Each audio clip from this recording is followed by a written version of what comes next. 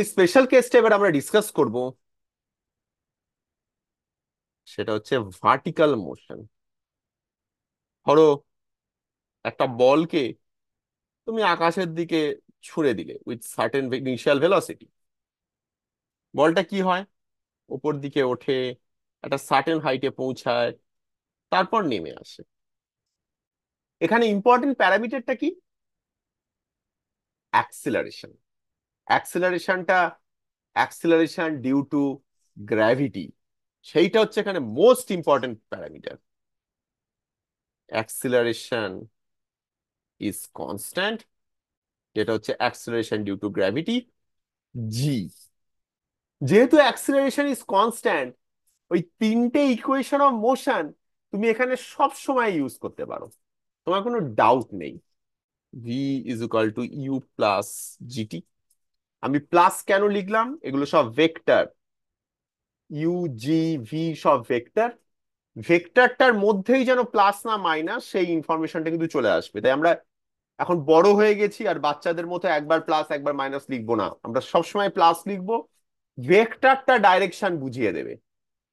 Y, এখানে S না বলে ওয়াই বলা বেটার, কতটা হাইট যাচ্ছে, is equal to ut plus half gt square. আর finally final velocity square is equal to u square plus twice gh. এখানেও এগুলো সব ভেক্টরিয়ালি বলা বেটার। প্লাস আর মাইনাসটা একটু খেয়াল রাখতে হবে, ওকে। ভার্টিক্যাল স্যার, ভার্টিক্যাল মোশনে একটা কয়েকটা ইম্পর্টেন্ট জায়গা থাকে। অবভিয়াসলি এই টপ পয়েন্টে গিয়ে ভেলোসিটিটা কত হয়? জিরো। টপ পয়েন্টে গিয়ে ভেলোসিটি হয় জিরো। যেই জিনিসগুলো খেয়াল রাখতে হয়, কিছু কিছু অঙ্ক না খুব কমপ্লিকেটেড হয়ে যায়, মানে কমপ্লিকেটেড ক্যালকুলেশন বেড়ে যায়। সেই ক্যালকুলেশনটা যাতে মিনিমাম রাখা যায় তার জন্য বেশি প্র্যাকটিস আর কিছু কিছু জিনিস ভালো করে জেনে রাখা। তোমাদেরকে আমি যেটা বলবো সেটা হচ্ছে প্রথমে কিছু প্লট করো। কি প্লট? প্রথমে acceleration against time plot vertical মোশনের জন্য। বলো, ভার্টিক্যাল মোশনের জন্য অ্যাক্সিলারেশন এগেনস্ট টাইম প্লটটা কিরকম হবে বলতে পারবে? একটু আগেই বলেছি অ্যাক্সিলারেশনটা কি, জি। এবার বলো। আমার কাছে পজিটিভ ডিরেকশন নেগেটিভ ডিরেকশনটা আগে সেটেল করে নি একটুখানি। ওপর দিকটা আমার কাছে পজিটিভ, নিচের দিকটা নেগেটিভ, ঠিক আছে? এইটা মাথায় রেখে এবার বলো অ্যাক্সিলারেশন এগেনস্ট টাইম গ্রাফটা কিরকম হবে। তাহলে অ্যাক্সেলারেশনটা সবসময় constant, okay, parallel to T Axis এখানে। কারেক্ট। পুরো মোশনটার জন্যেই অ্যাক্সিলারেশনের ভ্যালু কনস্ট্যান্ট, কখনো চেঞ্জ হচ্ছে না। হুম। আর ভ্যালুটা -9.8 মিটার পার সেকেন্ড স্কোয়ার। কি ওঠা কি নামা, আমি অনেককে এরকম বলতে শুনেছি। এই আনসারটা তোমাদের কাছে পেলাম না, কিন্তু আমি আগে ক্লাসে আগে যখন পড়েছি তখন এরকম পেয়েছি যে ওঠার সময় এরকম, নামার সময় এরকম। মানে ওঠার সময় পজিটিভ, নিচের সময় নামার সময় নেগেটিভ। বা উল্টোটা, অনেকে আবার উল্টোটাও বলে, ওঠার সময় নেগেটিভ নামার সময় পজিটিভ, এরকম বলে। না, সব সময়তেই কনস্ট্যান্ট, সব সময়তেই নিচের দিকে। ভেক্টরের ডাইরেকশন কি চেঞ্জ হচ্ছে? ডাইরেকশন চেঞ্জ হচ্ছে না। অ্যাক্সেলারেশনটা সব সময়তেই নিচের দিকে, ওপরে ওঠার সময়তেও নিচে নামার সময়তেও, আর সব সময়তেই নিচের দিকে।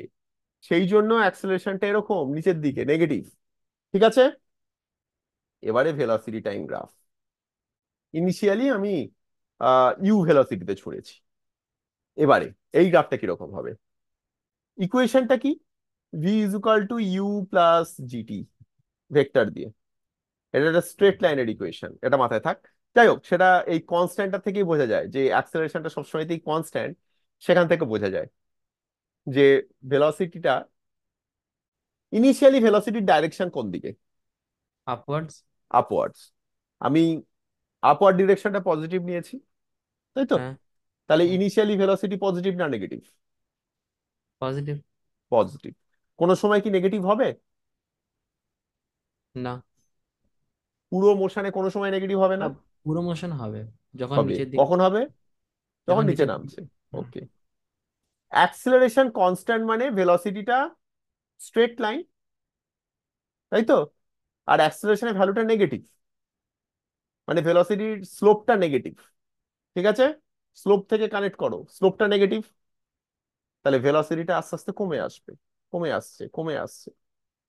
একটা টাইম আসবে যখন জিরো হয়ে যাবে, তাই তো? টপ পয়েন্টে গিয়ে জিরো হয়, একটা টাইমে গিয়ে জিরো হবে, তারপর নিচের দিকে নামতে থাকবে। নেগেটিভ তো, তারপর তো নিচে নামছে, নেগেটিভ। তাই এটা এইভাবেই নামতে থাকবে। কত ভ্যালু অবধি নামবে? পুরো জিনিসটা কিন্তু সিমেট্রিক। যখন, মনে রাখবে, ভার্টিক্যাল মোশনে আমি যেই স্পিডে ছুড়ি সেই স্পিডেই কিন্তু ফিরে আসে, ডাইরেকশনটা চেঞ্জ হয়ে যায়।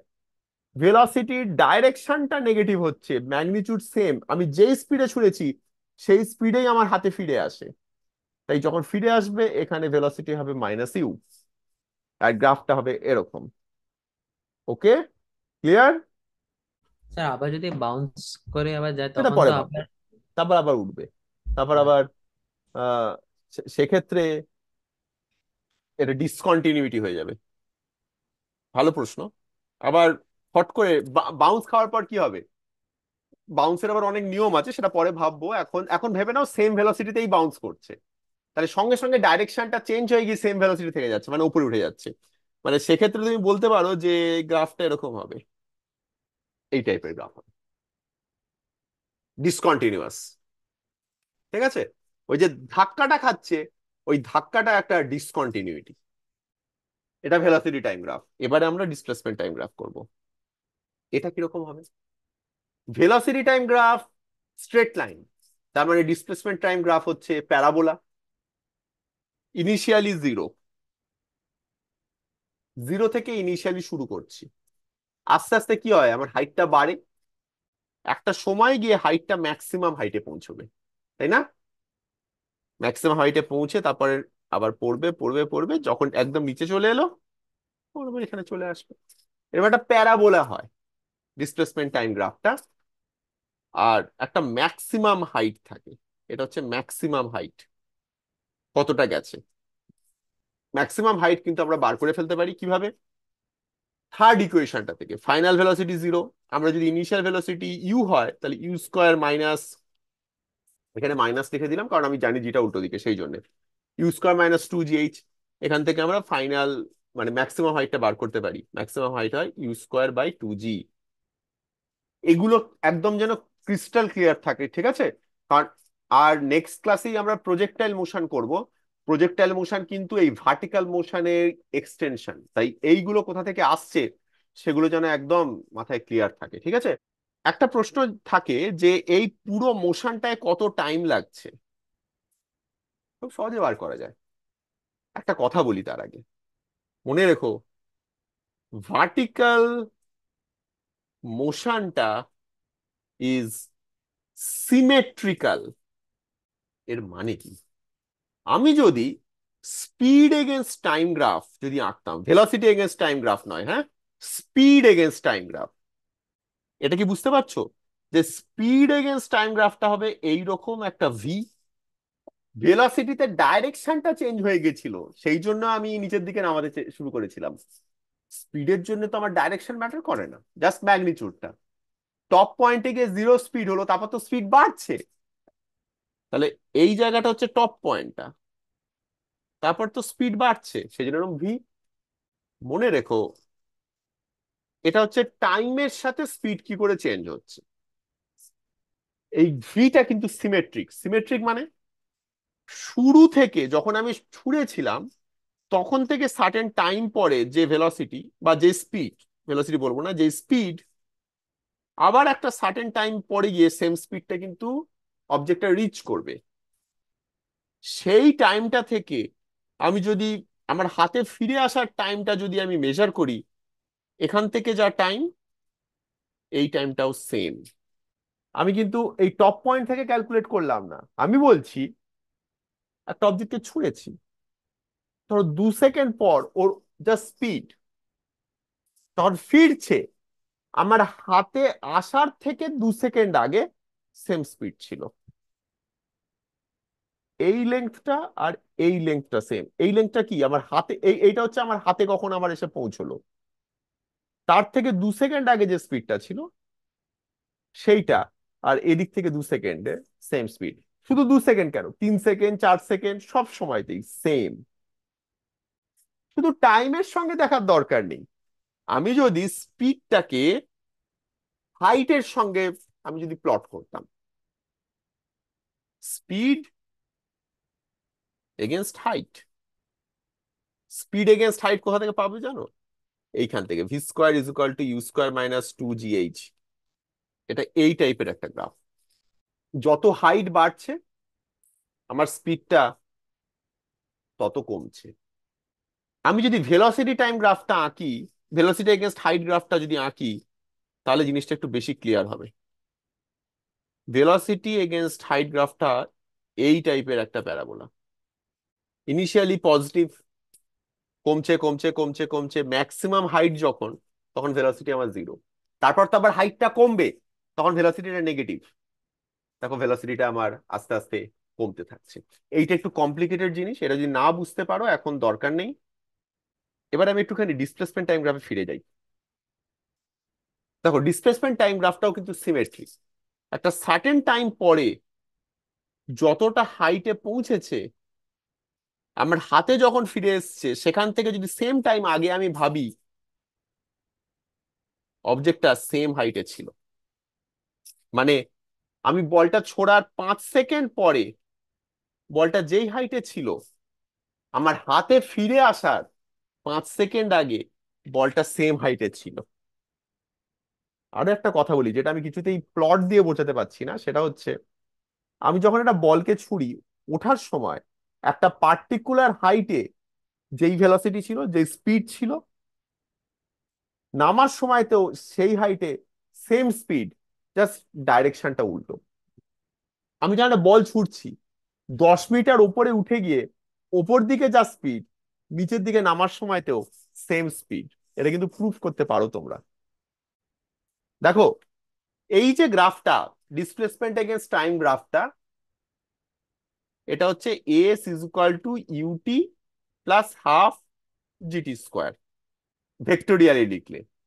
যদি আমরা এমনি জাস্ট যদি লিখি, তাহলে কিন্তু আমরা এটাকে এইভাবে লিখবো না, তখন কিন্তু আমরা লিখবো s = ut−½ gt², কারণ জি এর ডাইরেকশনটা উল্টে।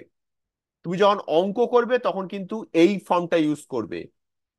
তখন কিন্তু ভেক্টর দিয়ে যদি না লেখো, সবসময়তে মনে রাখবে জি মাইনাস। আর যে আনসারটা পাবে, ভেলোসিটির হোক ডিসপ্লেসমেন্টের হোক, সেটা পজিটিভ বা নেগেটিভ থেকে তুমি বুঝে যাবে এক্সাক্ট পজিশনটা কোথায়। সব সময় v = u−gt আর s = ut−½ gt², কখনো প্লাস নেবে না যখন ইকুয়েশনটা লিখবে। এই নয় যে নিচের দিকে নামছে সেই জন্য আমি প্লাস নিয়ে নিই, কারণ ভেলোসিটির ডিরেকশনও নিচের দিকে সেই জন্য না। সব সময় এরকম ভাবে নেবে। ইকুয়েশন তোমায় বলে দেবে ডাইরেকশন নিচের দিকে না উপরের দিকে, নেগেটিভ পেলে নিচের দিকে, পজিটিভ পেলে উপরের দিকে। এবার একটা কথা বলি, এবার কিন্তু খুব ইম্পর্টেন্ট একটা কথা বলছি, অঙ্কে এটা লাগবে। s = ut−½ gt², এই ইকুয়েশনটার গ্রাফ, যেখানে ভেরিয়েবল হচ্ছে এস, টি, ইউ আর জি আমার নোন। এটা একটা কোয়াড্রেটিক ইকুয়েশন, সেই জন্য তুমি একটা প্যারাবোলা পেয়েছো। মনে আছে কোয়াড্রেটিক ইকুয়েশনের এটা করেছো কি তোমরা? যদি রুট আলফা আর বিটা হয়, তাহলে alpha plus beta minus b by a, alpha beta হচ্ছে সি বাই এ। দেখো এবারে আমি যদি তোমায় বলি, ধরো একটা ইকুয়েশন বলেছি, বলেছি কত টাইমে অবজেক্টটা 10 মিটার হাইটে পৌঁছেছে। ধরো 10 মিটার হচ্ছে এই পয়েন্টটা, সেটা তো দুটো রুট আছে, একটা এইটা, একটা এইটা। কোয়াড্রেটিক ইকুয়েশন, আর দুটো রুট কেন? গ্রাফটা 10-এর ভ্যালু কটা? একটা এই পয়েন্টটা, একটা এই পয়েন্টটা। এই কোয়াড্রেটিক ইকুয়েশন থেকেও তুমি দুটো ভ্যালু পাবে, তাই না? তাহলে এই t1টা একটা রুট, এই t2টা একটা রুট। তুমি এই ইকুয়েশনটা থেকে t1 + t2 কিছু একটা বার করতে পারো, কিন্তু t1 × t2 কিছু একটা বার করতে পারো কিন্তু।